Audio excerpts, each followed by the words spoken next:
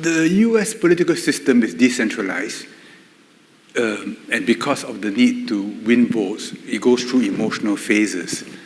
And it's entering such a phase now where China is demonized out of mass emotion. There's some manipulation behind the scenes, but it's not based on knowledge. You ask those who are anti-China, where's Luoyang? Where's Singapore? They won't be able to tell you, but they have strong emotions. They know everything about Tibet, they know everything about Xinjiang. But really? So it's not sustainable, and they don't understand the nature of China. Why is China always building walls around itself? Every dynasty rebuilds the Great Wall.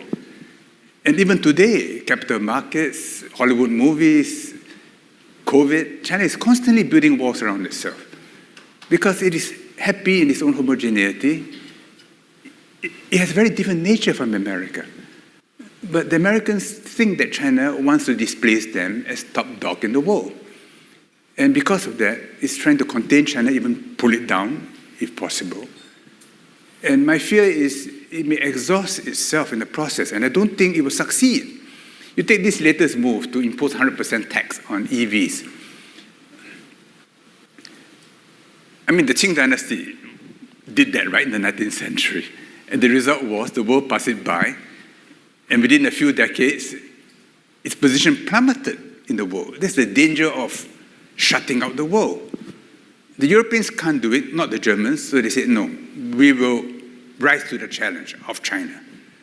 And whether it's Mercedes-Benz or BMW, these are very solid organizations, and I think they will put up a stiff resistance and in some ways will remain better than the Chinese. But if you say, no, hide behind the walls, 100% tariff, you'll become very weak. But this is the phase Americans are going through. But I fear that on multiple fronts now, they are facing very difficult challenges. You look at Ukraine. I mean, last few days, last 1 week, the Russians are moving across on a broad front. And they're finding that there are no fortifications. Apparently the money went somewhere else. And the Russians are just walking across. So the people are happy for evacuating. But those who are Russians, who prefer to be in Russia, they are staying. Kyiv, Sumy will be threatened. But I suspect that an important objective for Russia is Odessa. So the Ukrainians are now in a dilemma. They don't have enough people, they lack equipment. But for the Western countries, this is alarming.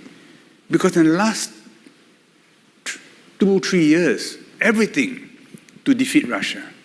And Russia is not defeated. And the back pressure will affect politics in America, in Germany, in France, everywhere in Europe. And then you have Gaza, which has really created a huge problem for Israel and for America. I mean, the Israelis believe that this is existential, that as Jews, they have to fight for themselves, and they think that force will solve the problem. And they have enough influence in America to ensure America's support. But this has created a deep split in America between old and young. So TikTok, X, in fact, feed anti-Israeli feelings among young Americans. And this worries them. And that's one reason why they want to shut down TikTok, not just because of China. You know, when I was foreign minister, a Chinese diplomat joked to one of my colleagues. He said, every time we face too much pressure from America, someone from the Middle East will save us. So now America hasn't got the bandwidth to have another front in Asia. So they want to stabilize the situation in Asia. And Blinken was in Beijing recently, I think partly to settle what Lai Ching-te will say in his inaugural speech a week from now in Taipei. I don't see the Taiwan front heating up because America doesn't want a front to open up. In fact, I was told by Tu Lilun, chairman of KMT, that immediately after the elections, Steve Hadley and Jim Steinberg, they're retired but still connected, flew to Taipei to meet Lai Ching-te, Zhu Lilun, and Ke Wen-je with a simple message: no independence, and flew home. So the Taiwanese know that there's a limit to what they can do. So in the short term, I don't see a problem. In the longer term, yes, there's great concern in the US. Jim Snyder talked about small yard, high walls. But no one has a last move, because you have small yard, high wall. China will also have a yard with high walls. And then eventually, the whole pitch will be divided. So there'll be tough negotiations. And we have to factor in the likelihood now that Trump will be the next president. I think with the Gaza war, with Ukraine, it's very difficult for Biden to be reelected. We don't know, because it's still some months away, and some months can be a long time in politics. But we have to work with the possibility, even the probability that Trump will be president, and what does it mean for us, East Asia, Southeast Asia, for Ukraine, for Israel. What does it mean? And think through it deeply and work through the ramifications, because this may well happen. And you can be sure that all governments are working on that possibility right now, including in Singapore. I had a question about the possibilities of a Trump or a Biden administration coming up. And in particular, I've seen it said that Trump was primarily focused on tariffs and trade, where Biden's a bit more focused on his concern of these empire building by Russia, and sort of, I think, somewhat view that China might have territorial ambitions as well. And so between these two leaders, how do you see things, I guess, for the rest of the world and for these U.S.-China tensions? Well, the Democrats are more globalists. I mean, they express American exceptionalism. They feel that America should be dominant everywhere, and its values should prevail everywhere. I don't think they can succeed. Trump is more isolationist. He tells NATO partners, if you don't cough up, it's like your insurance. If you don't pay your premium, the policy is cancelled. NATO won't defend you. I mean, people are in shock when he talks like that. But does it make sense? In a way, he does. Because if I'm an ordinary American, who's paying for all this? Well, if you can print the US dollar, that's okay. But one day, you cannot just print dollar like that, and it'll be a choice between guns and butter. So my money goes to guns or for my butter. There's no question how they will vote. So the key event will be when the primacy of the US dollar breaks. We all know you have to break sometime or other because it's abnormal. If it's 30 years from now, well, let's drink and be merry. But if it's 5 years, well, we've got to calculate, right? Do we know when the cookie will crumble? We don't know. But the way the US is moving is bringing forward that date.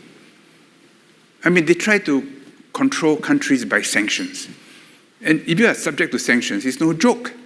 I mean, I have Hong Kong friends. One of them is quite senior in the administration. They say, no, I'm completely beholden to my wife.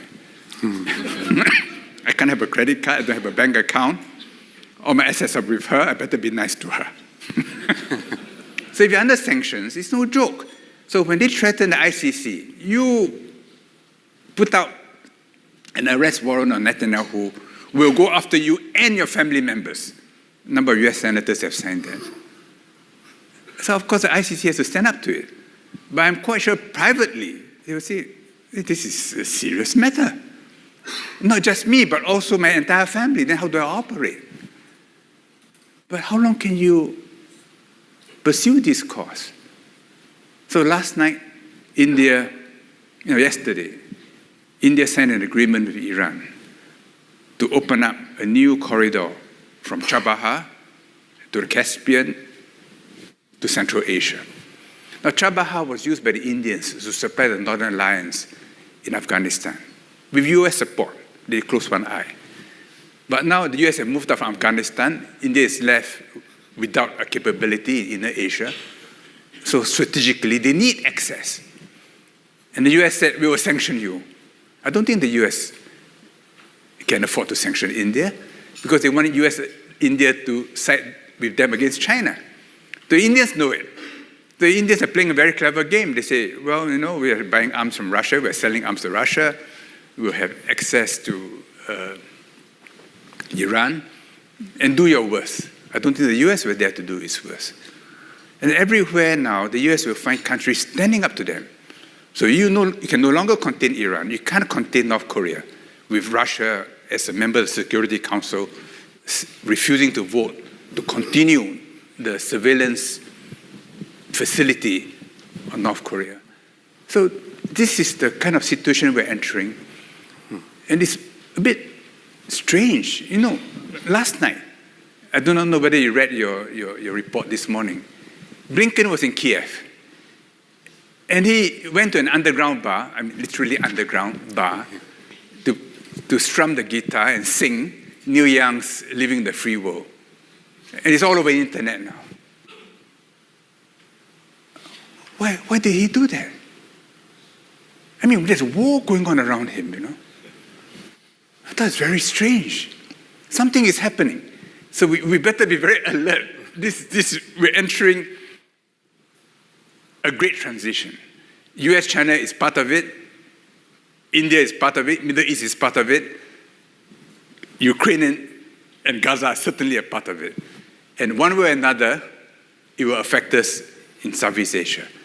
I think we just keep ASEAN united. It gives us a lot of buffer. Then however stormy the weather is, however choppy the waters become, if we're rafted together in ASEAN, we can bob up and down and keep dry. But we're entering interesting times.